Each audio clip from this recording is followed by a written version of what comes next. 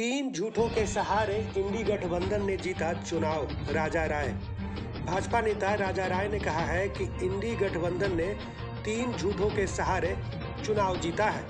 उन्होंने कहा कि पहला झूठ यह कहा गया कि भाजपा यदि सरकार में आती है तो वह संविधान बदल देगी। दूसरा झूठ यह कहा गया कि गरीबों के खाते में खटाखट पैसे आएंगे।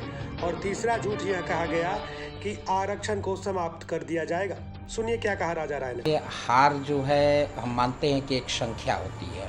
आज हमको 4,08,000 से अधिक मतदाता ने हम पर विश्वास किया और वैसी स्थिति में विश्वास किया। आप एनालिसिस कीजिएगा कि शाहाबाद क्षेत्र में ऐसा कहा जा रहा है कि भाजपा नहीं है। ठीक है, भाजपा नहीं है, लेकिन कुछ ऐसी विरोधी ताकतें हैं जो हमारे राष्ट्रवाद के खिलाफ, हमारे संगठित होने के खिलाफ, हमारे जो मेल मिलाप है पूरे हर वर्ग के साथ, जो एक समाज का निर्माण हमारा भारतीय जनता पार्टी करने जा रही है, उसके खिलाफ कुछ विरोधी ताकतें अपना सर उठाई हैं, जिसका कुछ असर पड़ा है।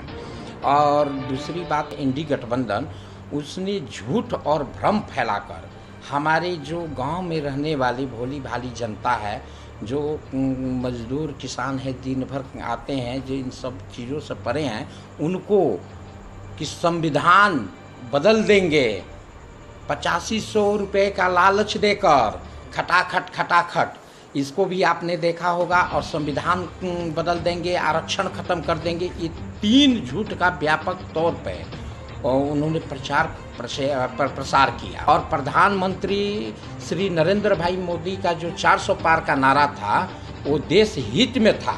उसको एक निगेटिव नैरेटिव जो माइंडसेट किया गया, विपक्ष ने उसका इस्तेमाल किया।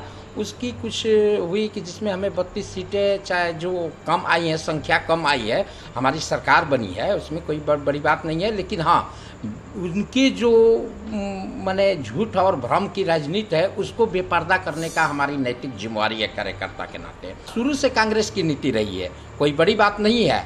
आप तो शुरू से आप देखे होंगे कि कांग्रेस में ही कुछ लोकतंत्र कभी नहीं रहा है।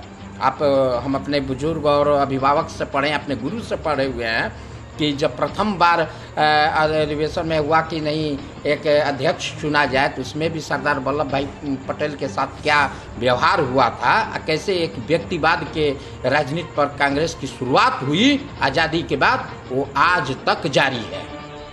और मैं राजा राय, ग्राम पंचायत रामपुर चौसा मंडल, बक्सर विधानसभा का एक भारतीय जनता पार्टी का आजीवन समर्पित कार्यकर्ता हूँ। बक्सर से चंद्रकांत निराला।